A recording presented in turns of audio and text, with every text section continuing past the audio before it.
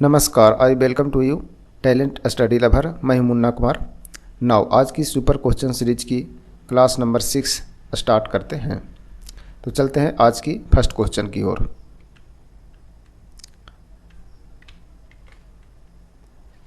आज का पहला क्वेश्चन है, भारतीय राष्ट्रपति कितनी बार पुनः निर्वाचित होने के पात्र होते हैं? ऑप्शन ए 2 बार, ऑप्शन बी 3 बार, ऑप्शन सी कितनी भी बार हो सकते हैं, ऑप्शन डी 1 बार। इस क्वेश्चन का राइट आंसर है ऑप्शन सी, कितनी भी बार हो सकते हैं वो निर्वाचित। देखते हैं क्वेश्चन से संबंधित कुछ महत्वपूर्ण तथ्य। पहला पॉइंट है, भारतीय राष्ट्रपति राज्य का मुखिया होता है और उसे भारत का प्रथम नागरिक भी कहा जाता है। एक बार राष्ट्रपति चुने जाने के बाद वह 5 वर्ष के लिए पद धारण करता है। 5 वर्ष पूरा होने के बाद भी वह तब तक अपने पद पर बना रहता है जब तक नए राष्ट्रपति का चुनाव नहीं हो जाता और उसके पुनः निर्वाचन की कोई तय सीमा नहीं है, मतलब कितनी भी बार वो बन सकते हैं। भारत के राष्ट्रपति का चुनाव अनुच्छेद 55 के अनुसार अनुपातिक प्रतिनिधित्व प्रणाली के एकल संक्रमणीय मत पद्धति के द्वारा होता है। राष्ट्रपति को भारत के संसद के दोनों सदनों यानी लोकसभा और राज्यसभा तथा राज्य विधायिका यानी कि विधानसभाओं के निर्वाचित सदस्यों द्वारा 5 वर्ष की अवधि के लिए चुना जाता है, यानी अप्रत्यक्ष चुनाव होता है। भारत के मुख्य न्यायाधीश भारत के राष्ट्रपति को शपथ दिलाते हैं। मुख्य न्यायाधीश की अनुपस्थिति में यदि मुख्य न्यायाधीश अनुपस्थित हैं तो सर्वोच्च न्यायालय यानी सुप्रीम कोर्ट के वरिष्ठतम जो न्यायाधीश होते हैं वो शपथ दिलाते हैं। राष्ट्रपति के पास अप्रत्याशित स्थितियों के दौरान देश में राष्ट्रीय आपात जैसे अनुच्छेद 352, वित्तीय आपात अनुच्छेद 360 और राष्ट्रपति शासन अनुच्छेद 356 और अनुच्छेद 365 घोषित करने की शक्ति होती है। देश के राष्ट्रपति को राज्य के कार्यकारी प्रमुख और भारतीय सशस्त्र बलों के कमांडर इन चीफ के रूप में जाना जाता है, यानी तीनों सेनाओं के प्रमुख भी होते हैं। साथ ही उन्हें देश का प्रथम नागरिक भी कहा जाता है। उन्हें देश की एकजुटता, अखंडता, एकता का प्रतीक माना जाता है। देश का राष्ट्रपति संघ कार्यकारिणी का एक प्रमुख अंग होता है। बढ़ते हैं आगे की स्लाइड की ओर। अभी राष्ट्रपति बनने के लिए योग्यताएं के बारे में कुछ पॉइंट बताया गया है। देश का राष्ट्रपति बनने के लिए उम्मीदवार को भारतीय संविधान के अनुच्छेद 58 के निर्धारित महत्वपूर्ण योग्यताओं को पूरा करना होगा। उम्मीदवार को भारतीय नागरिक होना चाहिए और देश में रहना चाहिए, पॉइंट 1 है। दूसरा पॉइंट है, उम्मीदवार की आयु कम से कम 35 वर्ष यानी 35 वर्ष होनी चाहिए। पॉइंट नंबर 3 है, उम्मीदवार को केंद्र सरकार, राज्य सरकार या किसी अन्य सार्वजनिक प्राधिकरण के तहत लाभ कमाने के लिए किसी पद पर नहीं होना चाहिए। वर्तमान में द्रौपदी मुर्मू भारत की दूसरी महिला राष्ट्रपति हैं, जो कि 25 जुलाई 2022 को भारत की 15वीं राष्ट्रपति बनी हैं। कुछ आर्टिकल संबंधित है जो इम्पोर्टेंट है, देख लेते हैं। अनुच्छेद 40 से संबंधित आर्टिकल है ग्राम पंचायतों का संगठन, जो कि अनुच्छेद 40 में होता है। अनुच्छेद 51 का संबंध है अंतर्राष्ट्रीय शांति और सुरक्षा को बढ़ावा देना। अनुच्छेद 51A जिसमें संबंधित है मौलिक कर्तव्य से। अनुच्छेद 110 का संबंध है धन विधेयकों को परिभाषा करना यानी परिभाषित करने से। अनुच्छेद 76 यानी 76 का संबंध है भारत के महान न्यायवादी से संबंधित है। अनुच्छेद 148 यानी अनुच्छेद 148 का संबंध है भारत के नियंत्रक और महालेखा परीक्षक से। अनुच्छेद 239 का संबंध है केंद्र शासित प्रदेशों का प्रशासन। बढ़ते हैं आज की नेक्स्ट क्वेश्चन की ओर। आज का दूसरा क्वेश्चन है, निम्नलिखित में से किस महाद्वीप में ज्वालामुखी नहीं है? इस क्वेश्चन का ऑप्शन है पहला ए में Australia, B Antarctica, C Africa, D Asia. इस क्वेश्चन का राइट आंसर है ऑप्शन ए ऑस्ट्रेलिया। ऑस्ट्रेलिया में कोई भी ज्वालामुखी नहीं पाया जाता है। देखते हैं महत्वपूर्ण तथ्य क्वेश्चन से संबंधित। ज्वालामुखी पृथ्वी की सतह पर उपस्थित ऐसी दरार या मुख होता है जिससे पृथ्वी के भीतर का गर्म लावा, गैस, भस्म आदि बाहर आते हैं। ज्वालामुखी के प्रकार, पहला है सक्रिय या जागृत ज्वालामुखी, जिसे एक्टिव ज्वालामुखी भी कहते हैं। सक्रिय ज्वालामुखी वे हैं जिनसे समय समय पर विस्फोट हो जाया करता है, अर्थात जिनसे लावा, गैस, वाष्प इत्यादि निकलता है। अभी नवीनतम गणना यानी डेटा के अनुसार संसार में इसकी संख्या लगभग 1500 है, यानी सक्रिय ज्वालामुखी की संख्या लगभग 1500 है। ये हर जगह मिलते नहीं हैं। भारत में अंडमान निकोबार के बैरन आइसलैंड में सक्रिय ज्वालामुखी हैं। संसार के कुछ प्रमुख सक्रिय ज्वालामुखी है जिनका नाम है इस प्रकार: हवाई द्वीप का माउना लोआ, सिसिली का एटना, सिसिली जगह में एटना नाम का, और स्ट्राम्बोली, इटली का विसुवियस, इक्वेडोर का कोटोपैक्सी, मैक्सिको का पोपोकैटपेटल, कैलिफोर्निया का लासेन है। आगे बढ़ते हैं। दूसरा है सुषुप्त या निद्रित ज्वालामुखी, जिसे इंग्लिश में डॉर्मेंट ज्वालामुखी कहते हैं, जो वर्षों से शांत, स्तब्ध या सोए हुए जान पड़ते हैं और उनके सक्रिय या जागृत होने की संभावना रहती है, मतलब वो कभी भी फट सकता है। ऐसे ज्वालामुखी बड़े खतरनाक साबित होते हैं। लोग किसी ज्वालामुखी को शांत समझकर उसकी तलहटी में बस जाते हैं। जापान का फ्यूजियामा, जो संसार का सबसे सुंदर ज्वालामुखी कहा जाता है, सुषुप्त ज्वालामुखी के अंदर ही आता है। फिलीपीन का मेयन भी एक सुंदर ज्वालामुखी है जिसे फिलीपीन का फ्यूजियामा कहा जाता है। यह भी कई बार फट चुका है, यानी कि सुषुप्त ज्वालामुखी में जापान का फ्यूजियामा और फिलीपीन का मेयन ज्वालामुखी है। तीसरा है मृत यानी एक्सटिंक्ट ज्वालामुखी, जो युगों से शांत है और जिनका विस्फोट एकदम बंद हो गया है, जैसे बर्मा का पोपा, अफ्रीका का किलिमंजारो, दक्षिण अमेरिका का चिम्बेराजो, हवाई द्वीप का मिनाको, ईरान का कोह सुल्तान मृत ज्वालामुखी के एग्जाम्पल्स में आते हैं। इक्वाडोर में स्थित कोटोपैक्सी विश्व का सबसे ऊंचा ज्वालामुखी है। यह वर्तमान में सक्रिय अवस्था में है, जिसकी ऊंचाई 5897 मीटर है। तो बढ़ते हैं नेक्स्ट क्वेश्चन की ओर। नेक्स्ट है question number 3। Doctor Rajendra Prasad को संविधान सभा का सभापति कब चुना गया? इस क्वेश्चन का पहला ऑप्शन है अक्टूबर 1946, ऑप्शन बी नवंबर 1946, ऑप्शन सी दिसंबर 1946 और सितंबर 1946, ऑप्शन डी। तो इस क्वेश्चन का राइट आंसर है ऑप्शन सी, यानी दिसंबर 1946 ईस्वी में डॉक्टर राजेंद्र प्रसाद को संविधान सभा का सभापति चुना गया था। देखते हैं महत्वपूर्ण तथ्य। भारत के संविधान निर्माण के लिए 9 दिसंबर 1946 को संविधान सभा का गठन किया गया। नेक्स्ट पॉइंट है 11 दिसंबर 1946 को डॉक्टर राजेंद्र प्रसाद को संविधान सभा के अध्यक्ष के रूप में चुना गया था। प्रारूप समिति का गठन 29 अगस्त 1947 को किया गया था। संविधान सभा की सभी समितियों में सबसे महत्वपूर्ण समिति जो थे वो प्रारूप समिति थी। प्रारूप समिति को संविधान का प्रारूप तैयार करने के लिए जिम्मेवारी सौंपी गई थी, यानी कि मतलब संविधान का प्रारूप कैसा होगा वो सब प्रारूप समिति के अंडर में था। प्रारूप समिति का गठन 29 अगस्त 1947 को डॉक्टर B.R. अम्बेडकर की अध्यक्षता में किया गया था। संविधान सभा का संविधान निर्माण में 2 वर्ष 11 महीने 18 दिन समय लगा। मूल संविधान में 22 भाग, 395 अनुच्छेद और 8 अनुसूचियाँ थी। तो क्वेश्चन से संबंधित ये था महत्वपूर्ण तथ्य। बढ़ते हैं नेक्स्ट क्वेश्चन की ओर। नेक्स्ट क्वेश्चन है क्वेश्चन नंबर 4। प्रथम बौद्ध संगीति का आयोजन कहाँ हुआ था? Option A Rajgir, B Amaravati, C Vaishali, D Pataliputra.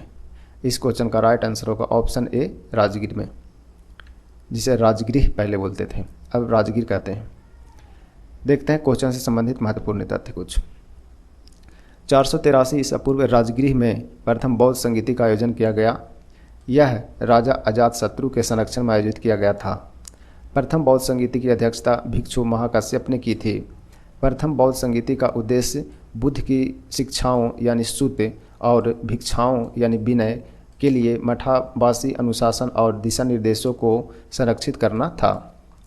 यह जो संगीति हुआ बौद्ध संगीत, प्रथम बौद्ध संगीति हुआ था, यह बुद्ध की मृत्यु के ठीक बाद आयोजित किया गया था, यानी 483 ईस्वी में बुद्ध की मृत्यु थी, उसके ठीक बाद किया गया था। द्वितीय बौद्ध संगीति से संबंधित पॉइंट है, यह वैशाली में लगभग 383 ईसा पूर्व में आयोजित किया गया था। यह कालाशोक के शासनकाल के दौरान आयोजित किया गया था। तृतीय बौद्ध संगीति के पॉइंट है, यह अशोक के संरक्षण में पाटलिपुत्र में आयोजित किया गया था। यानी तीसरा जो बौद्ध संगीत हुआ था अशोक के काल में हुआ था पाटलिपुत्र में, जिसकी अध्यक्षता मोगलीपुत्र तिस्सा ने की थी। चतुर्थ बौद्ध संगीत से संबंधित है पॉइंट। यह कश्मीर में कनिष्क द्वारा वसुमित्र की अध्यक्षता में आयोजित किया गया था। इस परिषद में अश्वघोष ने भाग लिया था। इस परिषद के दौरान बौद्ध धर्म का नया स्कूल महायान बौद्ध धर्म में अस्तित्व में आया, यानी चतुर्थ बौद्ध संगीति में आया था। बुद्ध द्वारा प्रचारित और अशोक द्वारा प्रसारित बौद्ध धर्म को हीनयान के नाम से जाना जाता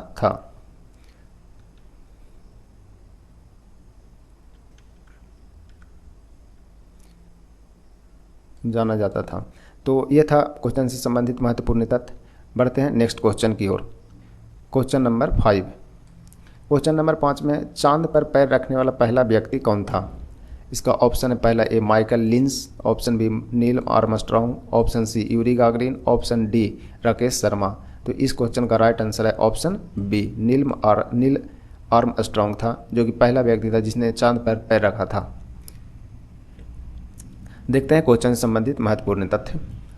नील एल्डन आर्मस्ट्रॉन्ग चंद्र सतह पर कदम रखने वाले पहले व्यक्ति थे।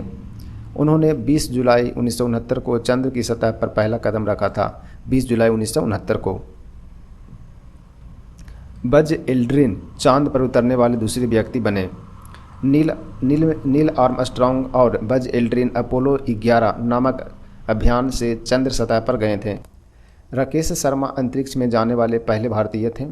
यूरी गागरिन दुनिया में अंतरिक्ष में जाने वाले पहले व्यक्ति थे। यूरी गागरिन अंतरिक्ष में जाने वाले पहले व्यक्ति थे। अंतरिक्ष में जाने वाले पहले भारतीय कौन थे? तो महिला में कल्पना चावला थी। भारत द्वारा प्रक्षेपित पहला उपग्रह का नाम क्या है? तो आर्यभट्ट था। भारत के पहले IAS अधिकारी कौन थे? सत्येंद्र नाथ टैगोर। भारत का पहला हिंदी समाचार कौन था? तो उदंत मार्तंड 30 मई 1826 को, जो कि छपा था। भारत में पहला परमाणु रिएक्टर अप्सरा। एक ही चट्टान से निर्मित पहला मंदिर कौन है? तो एलोरा का कैलाश मंदिर। तो ये कुछ महत्वपूर्ण तथ्य था, क्वेश्चन और कुछ अदर फैक्ट। तो बढ़ते हैं नेक्स्ट क्वेश्चन की ओर। नेक्स्ट है क्वेश्चन नंबर 6। फ्रंटियर गांधी के रूप में भी कौन प्रसिद्ध था? फ्रंटियर गांधी किन्हें कहते थे, कहने का मतलब है। देखते हैं ऑप्शन ए में खान अब्दुल गफ्फार खां, बी बाल गंगाधर तिलक, सी MK गांधी, डी आचार्य नरेंद्र देव। तो फ्रंटियर गांधी के नाम से जाने जाते थे। इसका राइट आंसर है ऑप्शन ए खान अब्दुल गफ्फार खान। देखते हैं इनके बारे में कुछ तथ्य। खान अब्दुल गफ्फार खां को फ्रंटियर गांधी, बच्चा खां तथा बादशाह खान के नाम से भी जाने जाते थे। 1930 में खुदाई खिदमतगार नाम के संगठन की स्थापना की। यह संगठन लाल कुर्ती के नाम से भी जाना जाता था। खान अब्दुल गफ्फार खां जो कि थे अहिंसा के महान समर्थक थे। शांति की वकालत करने के लिए उन्होंने खुदाई खिदमतगार शुरू किया था, जिनका अर्थ है ईश्वर के सेवक। खुदाई खिदमतगार अंग्रेज़ों के खिलाफ एक अहिंसक आंदोलन था और उन्हें 1987 में भारत रत्न से सम्मानित किया गया था। आचार्य नरेंद्र देव के बारे में देखते हैं कुछ पॉइंट। वह कांग्रेस सोशलिस्ट पार्टी के एक महत्वपूर्ण सदस्य थे। उन्होंने बनारस हिंदू विश्वविद्यालय में कुलपति के रूप में भी सेवा दी थी। 1975 ईस्वी में भारत सरकार ने फैजाबाद, जो कि अब अयोध्या वर्तमान में है, में एक कृषि विश्वविद्यालय का नाम बदलकर नरेंद्र देव कृषि और प्रौद्योगिकी विश्वविद्यालय कर दिया था। 1934 में पटना में आयोजित अखिल भारतीय समाजवादी सम्मेलन के अध्यक्ष थे आचार्य नरेंद्र देव। तो ये था नरेंद्र देव से संबंधित कुछ पॉइंट। आगे बाल गंगाधर तिलक के बारे में देखते हैं कुछ पॉइंट।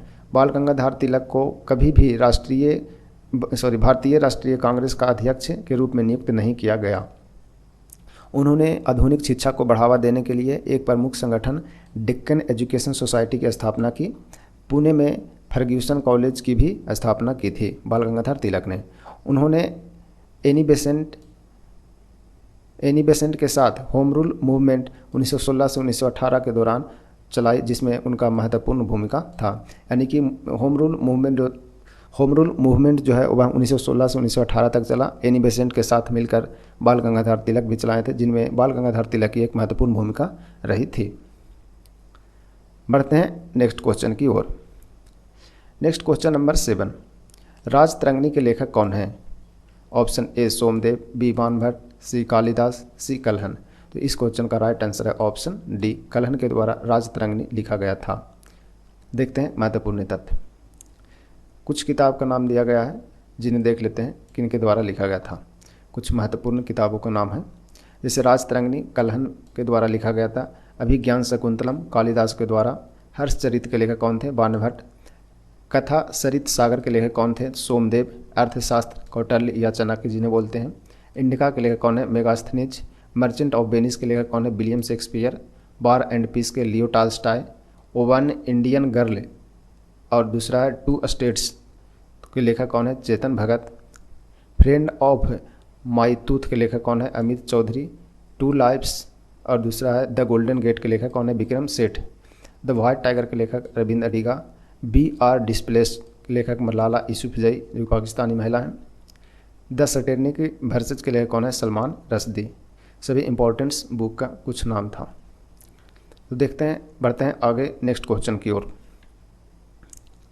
नेक्स्ट है क्वेश्चन नंबर 8, वायु वेग को डैश द्वारा मापा जाता है, यानी वायु का जो वेग होता है वो किसके द्वारा मापा जाता है? तो इस क्वेश्चन का ऑप्शन है, ऑप्शन ए है बैरोमीटर यानी वायु दाब मापी। ऑप्शन बी हाइग्रोमीटर आर्द्रता मापी। ऑप्शन सी अधिकतम न्यूनतम थर्मामीटर और ऑप्शन डी है एनीमोमीटर यानी वायु मापी। इस क्वेश्चन का राइट आंसर है ऑप्शन डी एनीमोमीटर। एनीमोमीटर से वायु का वेग मापते हैं। देखते हैं कुछ महत्वपूर्ण तथ्य। एनीमोमीटर वायुमंडल में पवन सुरंगों में और अन्य गैस प्रवाह अनुप्रयोगों में वायु प्रवाह की चाल को मापने के लिए एक यंत्र है। इसका प्रयोग व्यापक रूप से वायु की चाल को मापने के लिए किया जाता है। दूसरा है सोनार। सोनार एक ऐसा यंत्र है जिससे पानी के भीतर चीज़ों को पता लगाने के लिए किया जाता है, जैसे कोई पनडुब्बी को ढूंढना। सोनार का फुल फॉर्म होता है साउंड नेविगेशन रेंजिंग होते हैं। तो सोनार का फुल फॉर्म होता है साउंड नेविगेशन रेंजिंग। फिर है हाइड्रोमीटर का प्रयोग होता है, एक ऐसा यंत्र है जिसका उपयोग किसी लिक्विड की स्पेसिफिक ग्रेविटी या रिलेटिव डेंसिटी मापने के लिए प्रयोग किया जाता है, जैसे पानी का घनत्व मापने के लिए किसका प्रयोग करते हैं? तो हाइड्रोमीटर का प्रयोग होता है। आगे है रडार के बारे में। रडार का उपयोग रेडियो तरंगों के द्वारा दूर स्थित किसी वस्तु का वेग, रेंज, एंगल मापने के लिए किया जाता है, जैसे एयरक्राफ्ट, जहाज आदि में प्रयोग होता है। फिर है कुछ और मीटर हैं, उसको देख लेते हैं किसको मापने में यूज होते हैं। जैसे पहला है, फिर है स्पेक्ट्रोमीटर, प्रकाश के अपवर्तनांक मापने के लिए यूज होता है स्पेक्ट्रोमीटर। हिप्सोमीटर का प्रयोग होता है समुद्र तल से दूरी मापने के लिए हिप्सोमीटर का प्रयोग करते हैं। टेकोमीटर का प्रयोग होता है वायुयानों एवं मोटर बोट का वेग मापने के लिए प्रयोग करते हैं टेकोमीटर का। सेक्सटेंट का प्रयोग किसमें होता है? तो ग्रहों की ऊंचाई मापने के लिए सेक्सटेंट का प्रयोग होता है। पायरोमीटर, यह अत्यधिक उच्च ताप मापने के लिए प्रयोग किया जाता है पायरोमीटर का। फैदोमीटर, समुद्र की गहराई मापने के लिए यूज होता है फैदोमीटर। तो ये कुछ पॉइंट थे। बढ़ते हैं आगे नेक्स्ट क्वेश्चन की ओर। नेक्स्ट क्वेश्चन नंबर 9, निम्नलिखित में से कौन सा विटामिन मानव में रक्त स्कंदन में सहायता करता है? इस क्वेश्चन का ऑप्शन ए है विटामिन ए, ऑप्शन बी है विटामिन बी, ऑप्शन सी है विटामिन के, ऑप्शन डी में विटामिन डी। तो इस क्वेश्चन का राइट आंसर है ऑप्शन सी, विटामिन के का प्रयोग होता है मानव में रक्त स्कंदन में सहायता करता है विटामिन के। देखते हैं विटामिन से संबंधित और क्वेश्चन से संबंधित कुछ महत्वपूर्ण तथ्य।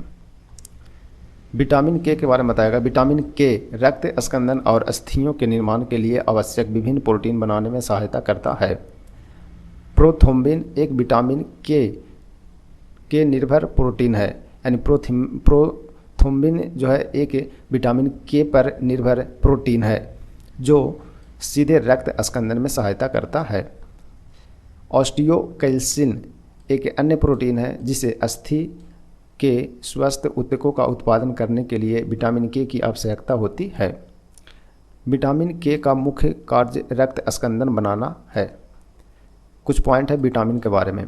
विटामिन वे कार्बनिक पदार्थ होते हैं जिनकी हमें अच्छे स्वास्थ्य के लिए पर्याप्त मात्रा में आवश्यक होती है।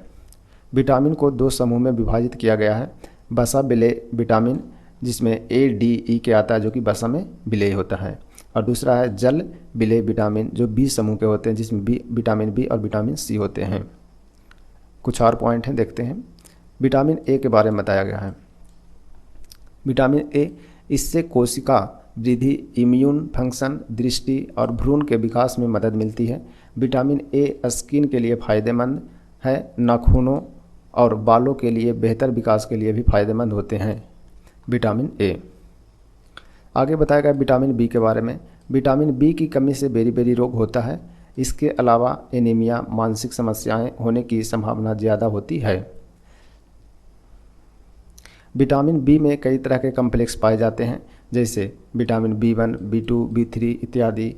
यह हमारे शरीर में जीन और DNA के निर्माण में सहायता करते हैं। विटामिन सी के बारे में है। विटामिन सी की कमी से स्कर्वी नामक बीमारी होता है, जिसमें मसूड़ों से जुड़ी समस्याएं, यानी मसूड़े से जो ब्लड आता है वो समस्याएं होने की संभावना होते हैं। इसके अलावा विटामिन सी की कमी से इम्यून सिस्टम कमज़ोर हो जाता है। विटामिन डी वसा घुलनशील होता है। इसके अभाव में हड्डी कमज़ोर होती है, वह टूट भी सकती है, यानी जब कमज़ोर होंगे तो हड्डी टूट भी सकते हैं। छोटे बच्चों में यह स्थिति को रिएक्टस कहलाते हैं, यानी कहते हैं, और वयस्क में जब मुलायम हड्डी हो जाता है तो इसे ओस्टियोमलेशिया कहते हैं।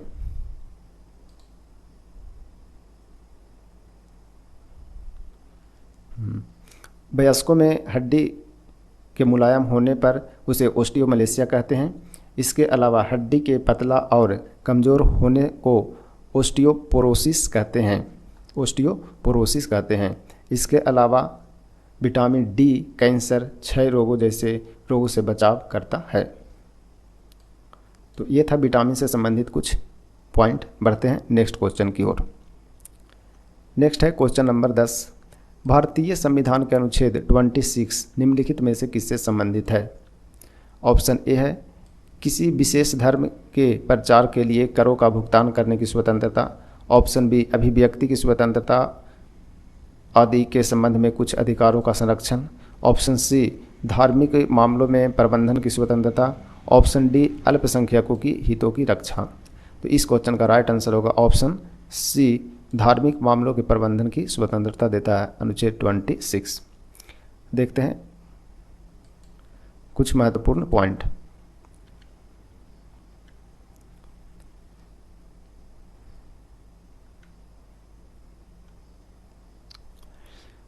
पॉइंट नंबर 1 है भारत